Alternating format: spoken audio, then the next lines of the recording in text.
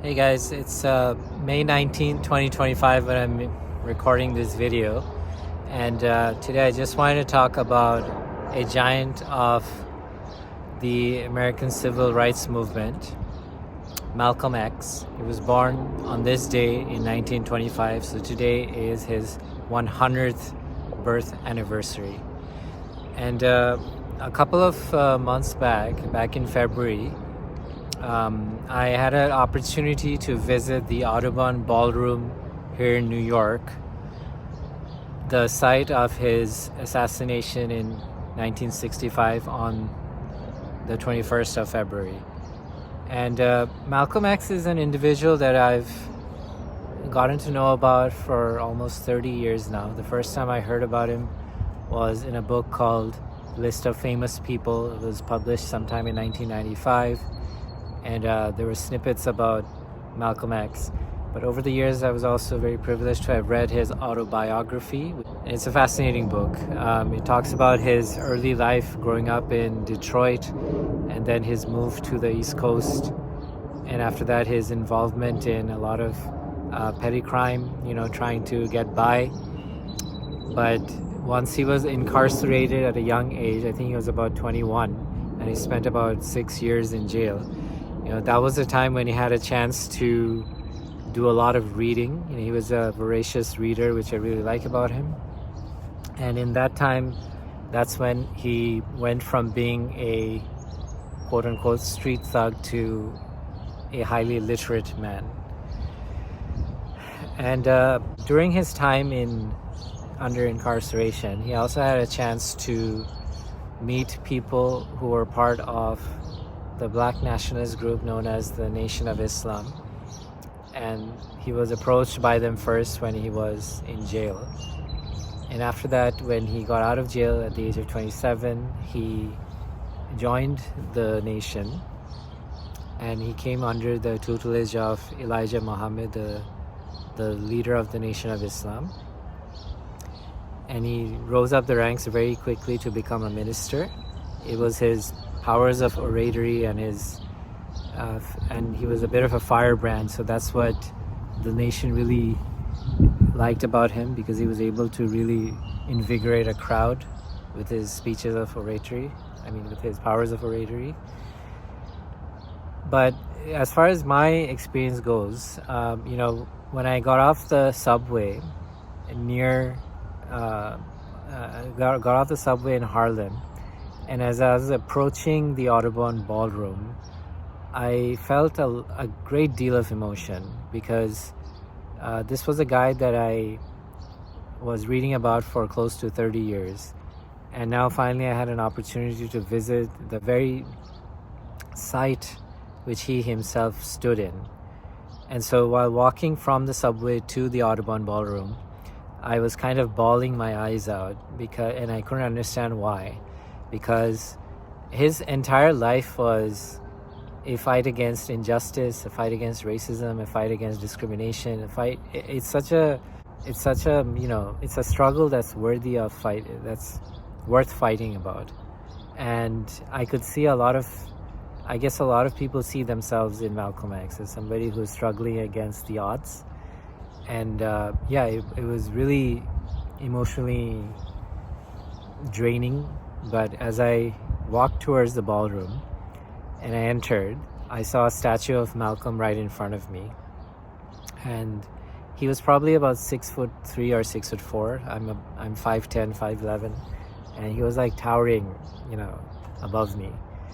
And it was a photo. It was a statue of him in front of a microphone, and it must have been, made based on one of the many speeches that he gave over the years.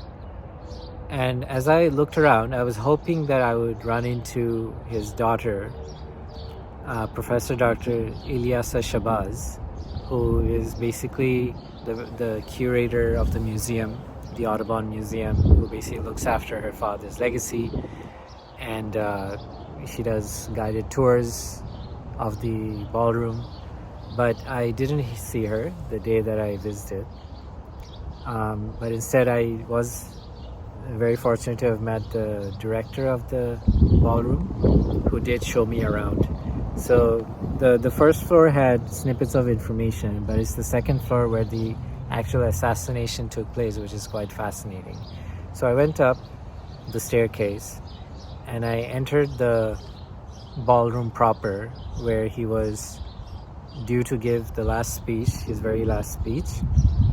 And just going back to February 21st, 1965. So there was so he was about to start his speech, and there was a ruckus in the crowd, and that distraction enabled the assassins who were sitting near the front to pull out a shotgun and shoot him at point blank range, or at very close range.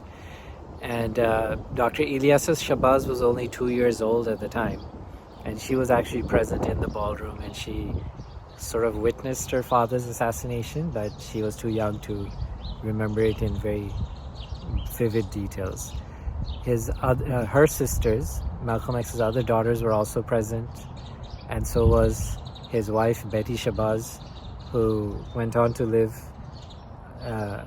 way into the 90s. She died in 1997.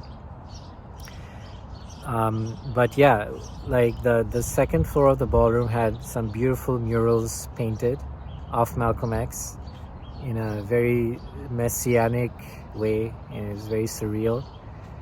I also found that very fascinating, and something that the director told me, which probably isn't written anywhere in the history books, is that just before Malcolm came out to give his speech, he was in a small room that was adjacent to the ballroom, which he kind of used as a prayer room before he went to give his speeches. So that was also pretty incredible to hear about, and this is something I did not know. I didn't come across it in any of the books I read about him or in his autobiography. But yeah, if any of you are in New York, I would highly recommend visiting the Audubon Ballroom and getting to know this giant of the civil rights movement. The civil rights movement is synonymous with Malcolm X. It's also synonymous with Dr. Martin Luther King Jr., who was a very different man from Malcolm X. He was more of a pacifist. He was a Gandhian. He had a vastly different method of trying to get things done by not being overly active, being he was more passive aggressive, I suppose, not participating in activities. He was more of a disruptor. Malcolm X was a lot more like a firebrand. And for some reason, even though I myself, prefer diplomatic means of getting things done, I somehow seem to gravitate towards all these personalities that are more of a firebrand. So, for example, even with the history of the Indian subcontinent, you have Mahatma Gandhi on one side, who is the pacifist who doesn't want to be involved in any violent activities, who wants to kind of go against the British by not listening to them fully, and Martin Luther King Jr. was pretty much of the same mold. But Malcolm X was pretty much the same mold as another giant of the Indian independence movement, and he was a ethnic Bengali, the firebrand Netaji Subhash Chandra Bose. And that's somebody whom I greatly admire. Subhash Chandra Bose was a controversial man, but the contrast between Bose and Gandhi is exactly mirroring that of Malcolm X and Martin Luther King Jr. So really interesting bit of history. The Audubon Ballroom, I would highly recommend visiting it. Oh, and I forgot to mention that after I had spoken to the director, I actually got to sign my name in the guest book. So, and I also got to stand in the very spot where Malcolm was about to give his speech. So that felt very surreal as well, But I was already bawling my eyes out on the way to the ballroom, so I had nothing left by the time I stood in the very same spot that he stood and just got, shot. His life tragically cut short, and who knows how much more he could have achieved had he lived longer. I think that his legacy will always remain as that of somebody who fought against injustice and his discrimination and was not afraid to speak his mind. And he was also, he was somebody that could not be corrupted. I mean, even in later years, when Elijah Muhammad was involved in very unsaintly activities, Malcolm X was the one who called him out for it, and he went against the man who sort of bathed him, clothed him, and gave him a platform.